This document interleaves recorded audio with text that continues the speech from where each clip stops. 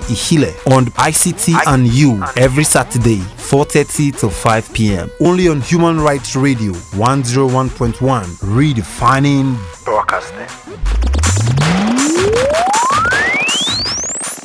Good evening. My name is Daniel Ihile, the ICT guy. You're tuned into Human Rights Radio 101.1 FM, redefining broadcasting. This is the program ICT and You, the program that brings you abreast with ICT, the tools, the trends, the security issues, the opportunity, and every single thing you know about ICT. When it comes to this program, you can never get it wrong. It can never be too technical because our business is to bring it down to your level, help you understand it, and put you on the driving seat. We will be looking at something very interesting today, and the topic is security. Security is basically everything in ICT. I'll be taking a short break. Don't go away. I'll be back.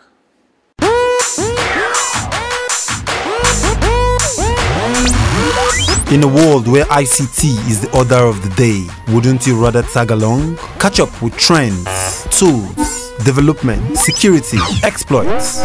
Get to know ICT. Simplify your world. Connect with Daniel Ihile on ICT and You every Saturday 4:30 to 5 p.m. Only on Human Rights Radio 101.1, redefining broadcasting. Welcome back. You're tuned into Human Rights Radio 101.1 FM, redefining broadcasting, and the show remains ICT and You. I remain Daniel Ihile, your host. I'm so excited today because this is our first live video transmission. We are streaming live on social media: Facebook, YouTube, Periscope, Twitch. The list goes on and on and on. So you can log on to the internet, hook up with us on social media, and get to see me as I deliver this wonderfully prepared episode, Security and You. Today, we're going to be looking at security. How important is security when it comes to ICT?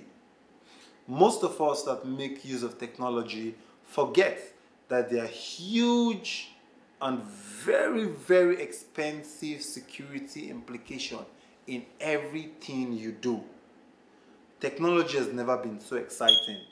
The advent of the internet, the advent of networks, wired and wireless, the advent of internet banking, emails, social media, and the list goes on and on and on. Have you ever sat back to think of the grave security implication that is associated with every single one of these components? If no, I'm glad you're tuning into this program because I'm going to be bringing you abreast with security issues. Most of us have a laptop, personal computers, our MacBooks.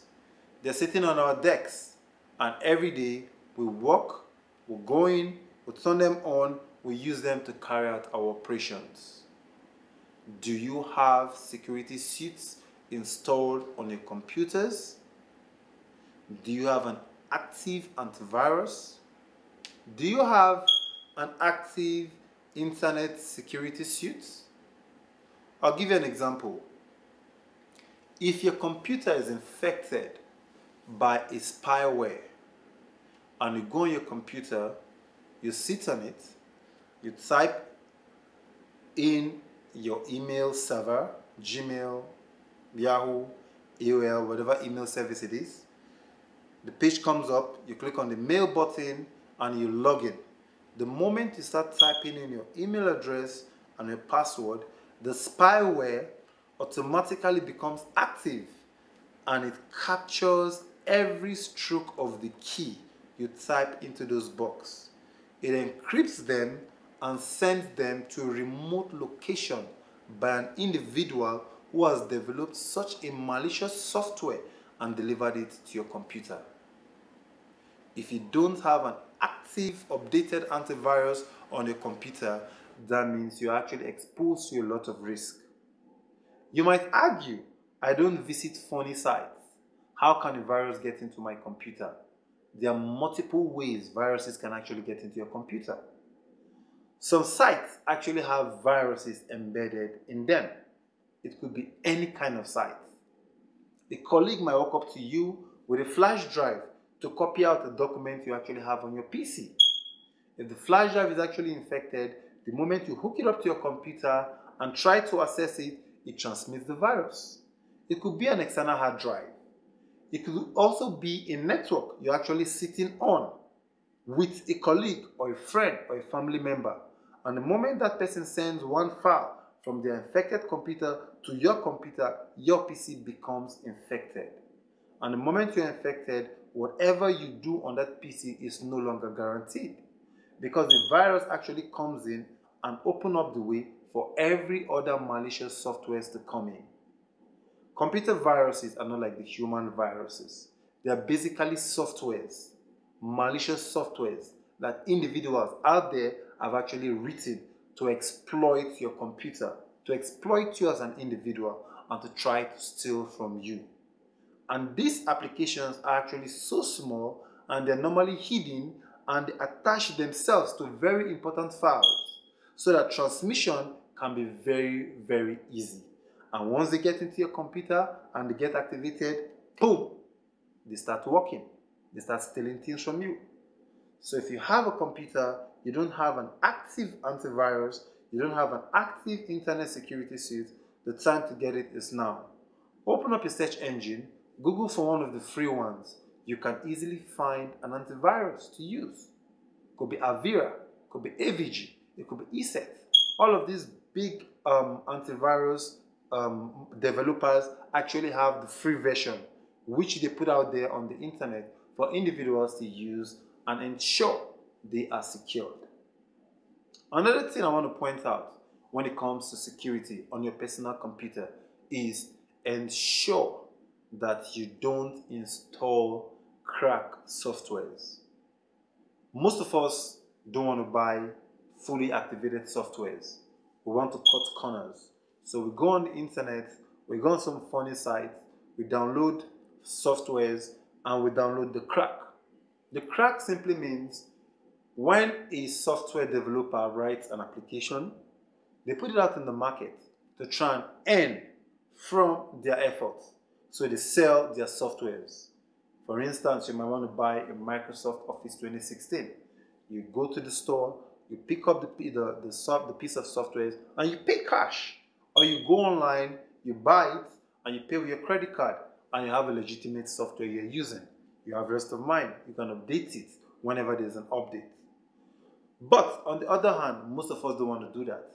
We don't want to take out our money to buy these softwares because we believe softwares are not important enough to be paid for. So most of us go on the internet, we download these softwares from funny sites, from individuals who have told you, hey, you don't have to pay for these softwares. I've been able to crack it. So you can actually use it beyond the trial period. And most of us actually jump at the opportunity of getting the software for free and using a crack software or a patch to actually patch the application and it becomes fully functional. But the catch is this. The guys doing this thing most of the time are actually hackers and they're actually criminals. The only way they can actually get into your computer is to encourage you to download cracked softwares. The moment you download these cracked softwares, you have them in your computer, you run the patch, boom, you have a full running software, right?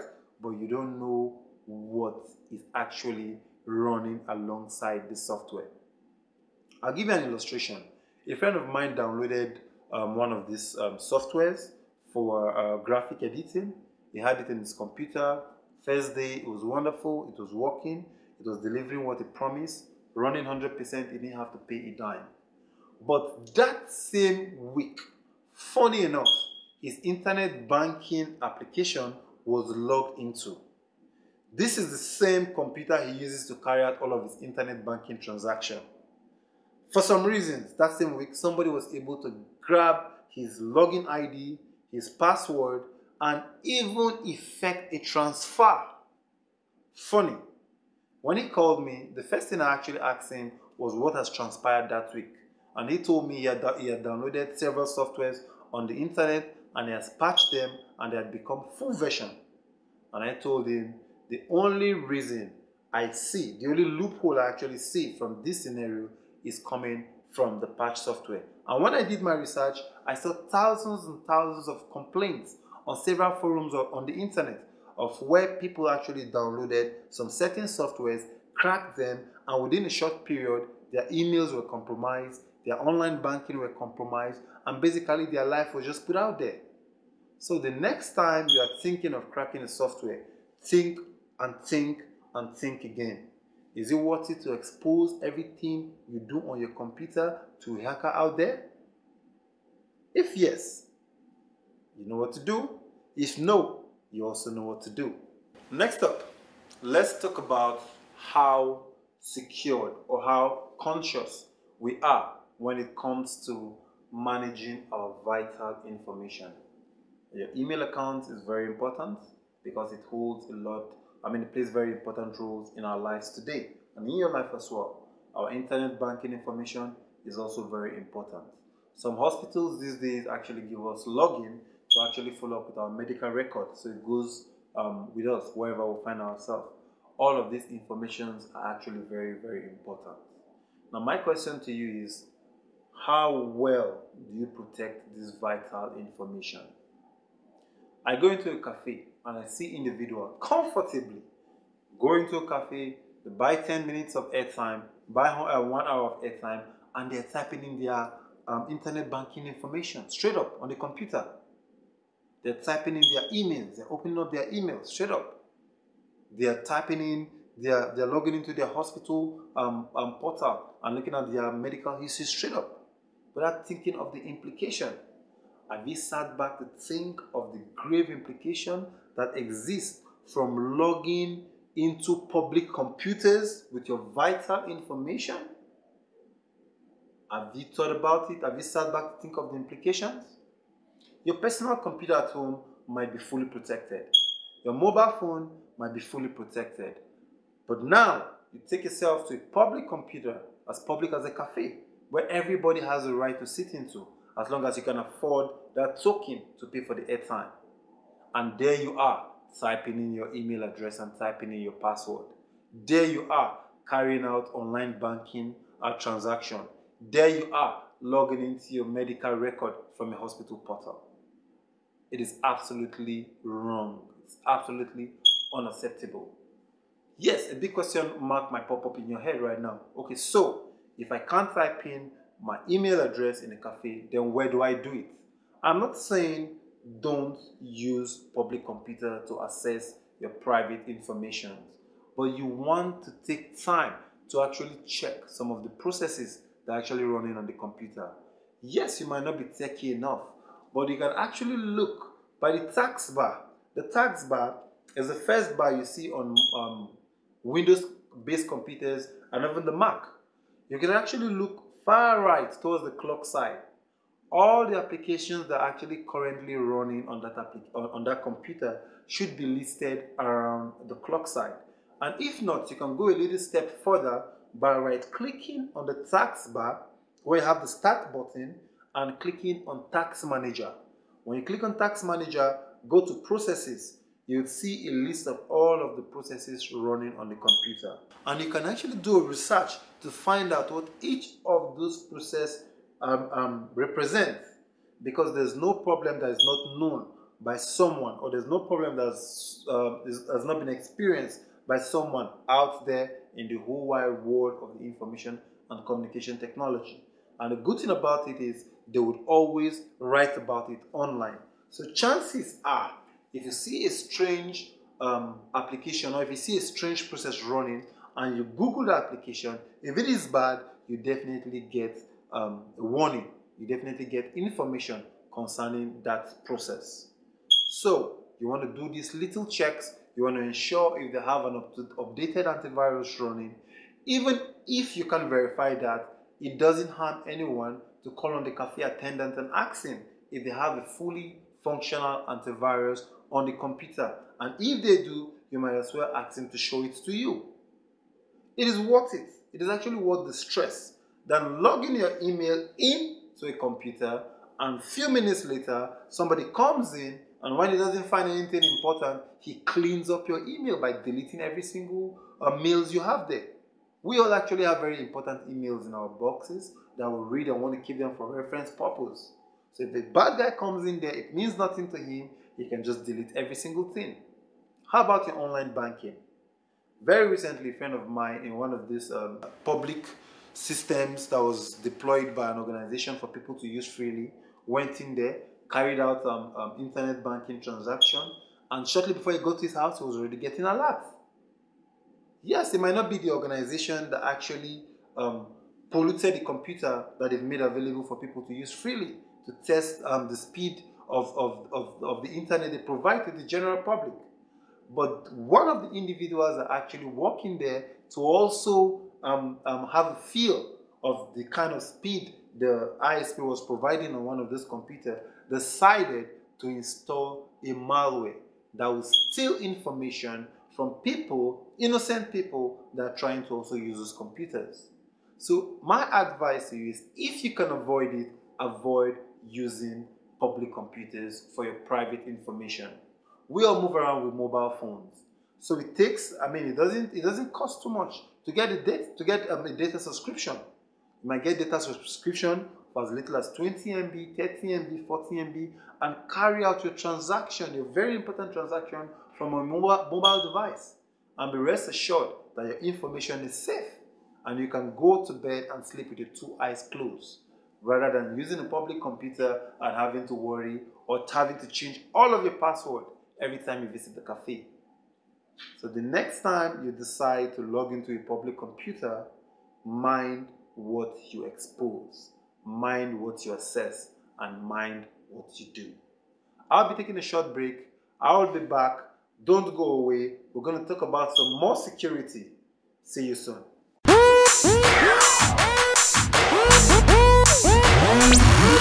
In a world where ICT is the order of the day, wouldn't you rather tag along? Catch up with trends, tools, development, security, exploits. Get to know ICT. Simplify your world. Connect with Daniel Ihile on ICT and You every Saturday, 4:30 to 5 p.m. Only on Human Rights Radio 101.1, redefining broadcasting.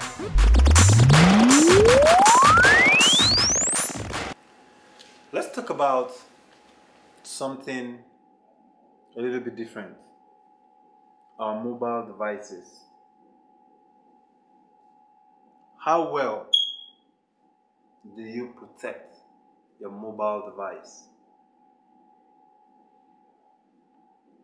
If you lose your phone today, either by theft or you misplace it, and a dubious individual finds it before you do,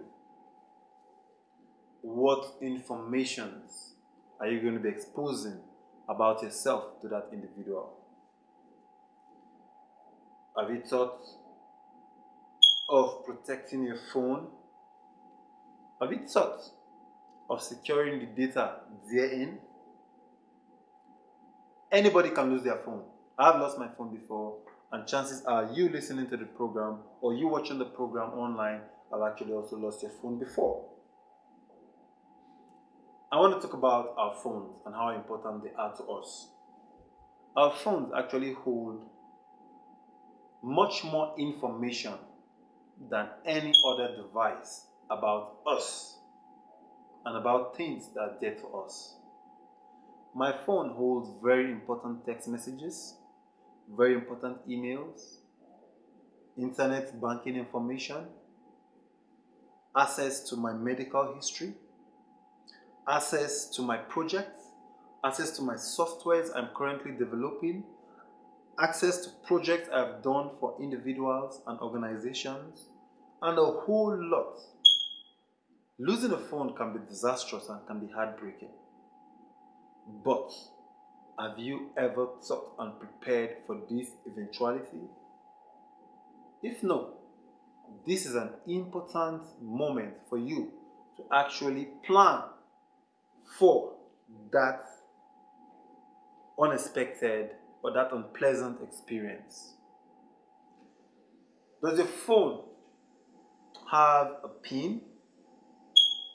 Is your phone backing up automatically to a cloud location whereby you can access all of your information from?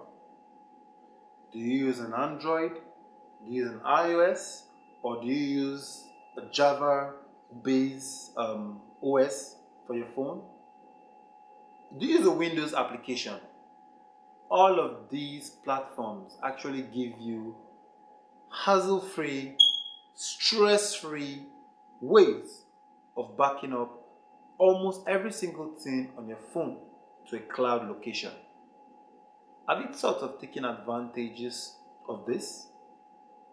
If yes, then it is time for you to act. If you use an iOS-based phone, the Apple family basically, you have the iCloud option. With the iCloud option, you can actually synchronize virtually everything on your phone to a central location. It also gives you the opportunity or the option of locking your phone and encrypting the data therein. Meaning, if your Apple phone actually gets stolen, yes, it is no longer with you, but the individual can no longer access any of your information therein. The best they will do is to wipe the phone clean and walk away with an empty box. Yes, we would have lost a piece of hardware, but it is better to lose a piece of hardware than to lose a lifetime of important information. So if you have an Apple-based phone, it is high time, get it updated, ensure you have the iCloud running on it, get it locked, get it encrypted, and ensure your replication, your sync, your backup to the iCloud is actually up and running. If you use an Android-based device, the options of synchronizing and backing up your information is endless. You have the Google 15 gig of free online space on the Google Drive. You can actually sync your contacts, you can sync your emails, you can even sync your pictures, your videos, your application to a central location. And most importantly, you must ensure you have your device locked and you have encryption running on it. Some people might go and say, okay, I'm in a relationship or I'm married and my husband doesn't want me to lock my phone, my wife doesn't want me to lock my phone, my girlfriend wants my phone open all the time. Yes, these are actually valid reasons, but you are playing yourself down. Get your phone locked and encrypted and hand the keys to your partner. That way it is safer and it is more sensible. Our phones, by default, is actually our safe houses. And a safe house that is not safe or that is not secured is simply pointless. So from today going forward, can you pick up your phone right now? Or would you listen to this program up till the end and pick up your phone and do the needful? Trust me, if you do this, if you take this decision today, you would have escaped a heartbreak that will probably last a lifetime. It is an unpleasant and very painful experience to lose a phone. It is even worse to feel that whoever is actually going to get hold of that phone is going to have access to your entire history, almost your entire life history. So ensure you take action when it comes to this very important piece of device which you carry around. So next up, we'll be looking at securing our various emails, online bankings, and whatever records or whatever login we have to actually execute on the internet. I have a good rule of thumb for you guys. When logging on to your email on a strange device, it is actually a good rule of thumb to type in the wrong password intentionally the first few times you try to log in. So maybe you're trying to log into your email address. Type in your correct email address, but type in the wrong password once or twice. This is so because if a keylogger or a spyware actually captures your password, most of the time it captures it just once. Chances are it will capture it just once and send it remotely. And after that, it would not capture again for that particular page. Some spywares actually have that characteristic to capture just once. So the rule of thumb is, when typing your email for the first time on a strange computer, type in the wrong password intentionally once or twice. The same goes for your internet banking.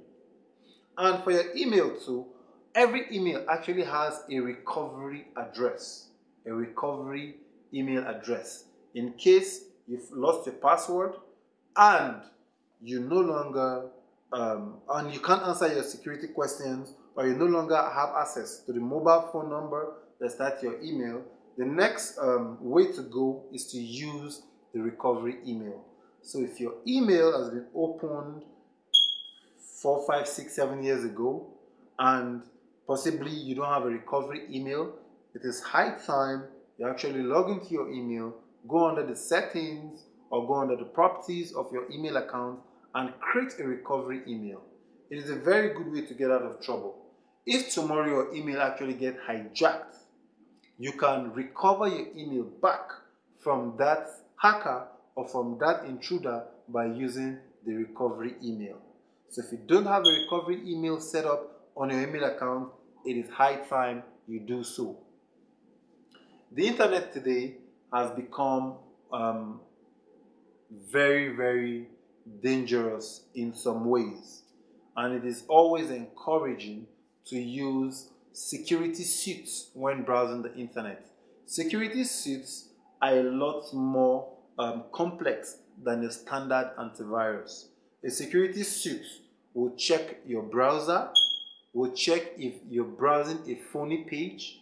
A phony page is actually a page that is designed to look like the intended page you're trying to use, or for the purpose of trying to steal your login credentials. So for instance, a hacker might design a page that looks exactly like your email login page and send you a link to click to log into that page. So most of the time, they'll send you an email into your email address, your box, to tell you there's been a security breach on your account. Click here to log in and change your password.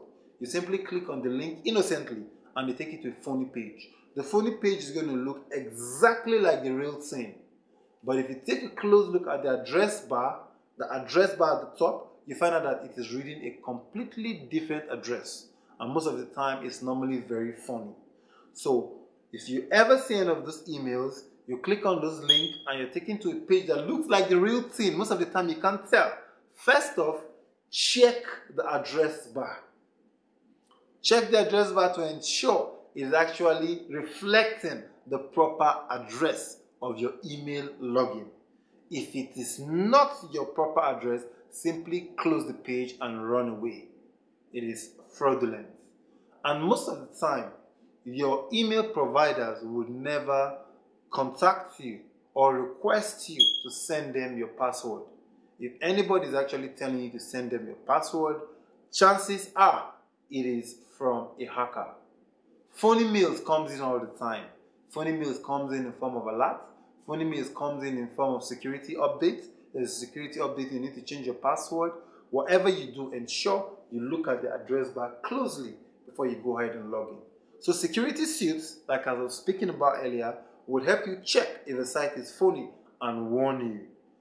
Then a security suit will also ensure that while typing in your username and password, that no other software is actually monitoring and capturing what you're actually typing in.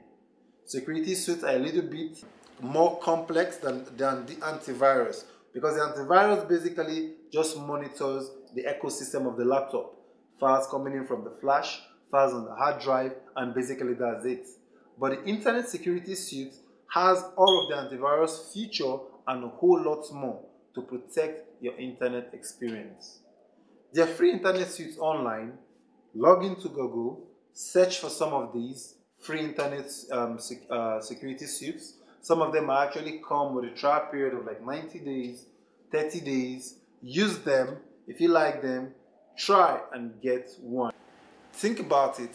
Take action. IT security is very, very important. If your system is secured, if your accounts are secured, if your mobile phone is secured, then you'll be happy, and I will be happy, and we all will be happy people.